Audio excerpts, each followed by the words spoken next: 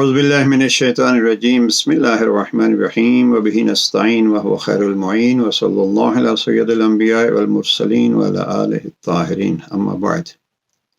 نہج البلاغہ سے حقوق حیوانات کے حوالے سے کچھ گفتگو پیش کرنی ہے، لیکن صد افسوس جس وقت ہم یہ گفتگو کر رہے ہیں اس وقت حیوانات کیا انسانیت کے حقوق جس انداز سے پامال ہو رہے ہیں، اور وہ جو اپنے آپ کو انسانی حقوق کے علمبردار اور پاسدار سمجھتے تھے، ان کے چہروں سے نقاب ہٹ رہے ہیں۔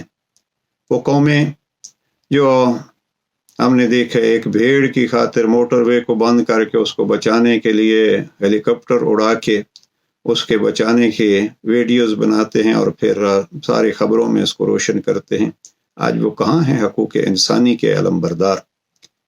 بہرحال اپنے مسلمان جوانوں سے بھی یہ گزارش ہے کہ اس وقت ہماری بھی آنکھیں ان حالات کو دیکھ کے کھل جانی چاہیے، اور جیسے جناب امیل علیہ السلام نے فرمایا کہیں کہ لوگ سوئے ہوئے ہیں، مریں گے تو جاگیں گے، ابھی تو ہمیں جاگ جانا چاہیے کس حال میں ہمارے بھائی مر رہے ہیں۔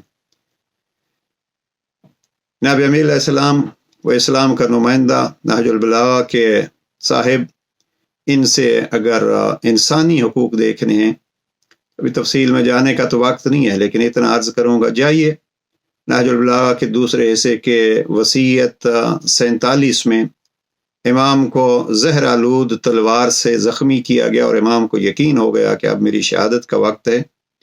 اپنے دونوں بیٹوں کو وصیت فرما رہے ہیں، حسن حسین میں آپ کو وصیت کرتا ہوں، آپ کے ذریعے سے میں جس تک میری یہ تحریر پہنچے اس کو یہ پیغام دے رہا ہوں۔ کیا پیغام تھا؟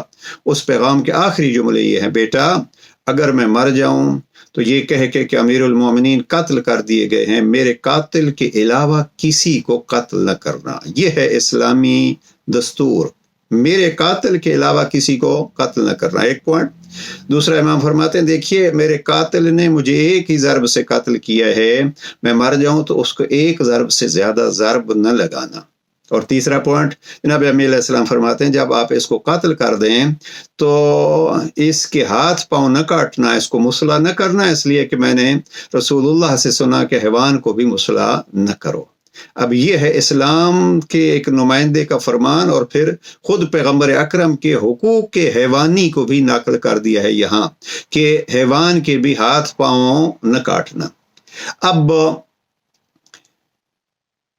حیوانات کے حقوق کی طرف اگر آئیں تو جناب امیر المومنین کا ایک بڑا مشہور خط ہے، جس کو جورج جرداق نے بڑی تفصیل سے پیش کیا ہے عیسائی نے، اور وہ ہے خطبہ نمبر 221 نہج البلاغہ کا۔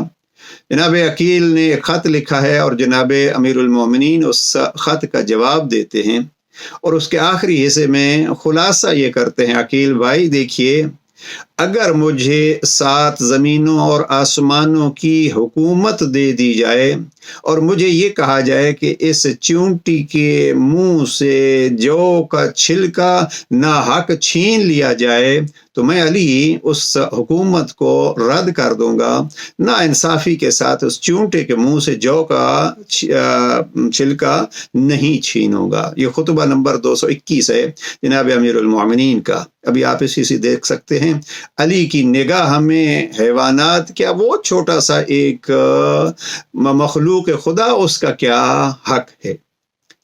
اور وصیت نمبر 25 میں جب جناب امیر المومنین اپنے کارندوں کو زکوٰۃ اکٹھی کرنے کے لیے بھیجتے ہیں، صدقات جمع کرنے کے لیے بھیجتے ہیں، وہاں بڑی تفصیلی بحث ہے، اور ہمارے بعض سیشنز جو ہیں وہ اس پہ موجود ہیں۔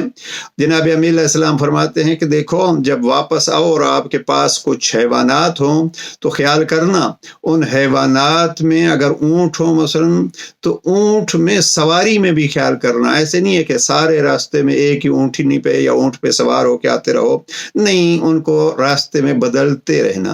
امام فرماتے ہیں اگر کسی اونٹنی کا چھوٹا بچہ ہے تو دودھ دوہنے میں اس کا خیال کرنا، کہیں ایسے نہیں ہے کہ آپ سارا دودھ دو لو اور اس کے بچے کو تکلیف ہو۔ जनाब अमीर फरमाते हैं उनको अगर चलाओ तो ऐसे नहीं है कि मुसलसल इनको चलाते ही रहो, नहीं, बल्कि रास्ते में जहाँ घास हो, जहाँ सब्जा हो, वहाँ इनको रोक लेना। इमाम फरमाते हैं कहीं पानी आए तो वहाँ पानी के इलाके में इनको थोड़ा आराम से छोड़ देना ताकि आराम से वो पानी पी सकें। अब ये वसीयत 25 है जनाब अमीर अलैहिस्सलाम हैवानात के हुकूक बयान फरमा रहे हैं। और आज के अलम्बरदारान हुकूक को गोया 1400 साल पहले, ये अलग बात है कि हम मुसलमानों ने क्या किया है। दो चीज़ें अलग हैं, एक है इस्लाम और एक है मुसलमान। ये एक जुमला अमूमन इस्तेमाल होता था और हमने भी कई दफ़ा इस्तेमाल किया है। और ये है कि यूरोप में अमल इस्लाम पर है और नाम इस्लाम का नहीं है। इस्लामी ममालिक कहलाने वाले ममालिक, उसमें नाम है और इस्लाम नहीं है। लेकिन अब वाज़े हो गया है कि बहुत सारे यूरोपीय ममालिक में ये नाम इस्लाम नहीं है और न ही अमल इस्लाम है। जब तक उनके मफाद में ये चीज़ें आती हैं वो करते हैं, और जहाँ उनका मफाद ख़त्म हो जाता है वहाँ इंसान के हुकूक पामाल होते हैं, तो हैवानात के हुकूक कहाँ रहेंगे। मैं आखिर में जनाब अमीर अलैहिस्सलाम ने जब अल्लाह से गुफ्तगू की तो उसमें अल्लाह को हैवानों का वास्ता दिया। बड़ी ही प्यारी सी दुआ है जनाब अमीरुल मोमिनीन, इसलिए कि जब अली दुआएं बयान फरमा रहे हैं तो उसका अपना ही एक मज़ा आता है। ये असल में तो बारिश के लिए दुआ की गई है। जनाब अमीर अलैहिस्सलाम फरमाते हैं अल्लाहुम्मा फरहम अनीन अल आनते, परवरदिगार खुश्क साली है, पहाड़ों का सब्जा बिल्कुल सूख गया है, ज़मीन पर खाक उड़ रही है, हमारे चौपाए प्यासे हैं और अपने चौपालों में बुखलाए हुए फिरते हैं और इस तरह चिल्ला रहे हैं जिस तरह रोने वालियां अपने बच्चों पर बैन करती हैं, और अपनी चरागाहों के फेरे करने और तालाबों की तरफ बसाद शौक बढ़ने से आजिज आ गए हैं। किस अंदाज में जनाब अमीर अलैहिस्सलाम अल्लाह के सामने हैवानों का वास्ता दे रहे हैं। दो जुमले सुनिए और गुफ्तगू को तमाम करते हैं। फिर इमाम फरमाते हैं अल्लाहुम्मा फरहम अनीन अल आनते, परवरदिगार इन चीखने वाली बकरियों और इन शौक भरे लहजे में पुकारने वाले ऊँटों पर रहम कर। बड़ा अजीब जुमला है कि वह हनीन अल हानते, शौक भरे लहजे में पुकारने वाले ऊँटों पर रहम कर। खुदाया तू रास्तों में उनकी परेशानी और घरों में उनकी चीख व पुकार पर तरस खा।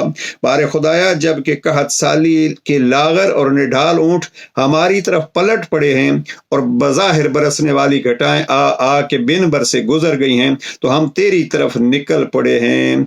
तू ही दुख दर्द के मारों की आस है, तू ही इल्तिजा करने वालों का सहारा है। यह हैवानों का इतनी तफसील से तज़किरा करके अली अमीरुल मोमिनीन ये बतलाते हैं कि हम हैवानों का, बल्कि वो छोटी सी मखलूक खुदा चूंटी का भी कितना ख्याल रखते हैं। हम भी इसी दुआ के साथ गुफ्तगू ख़त्म करते हैं।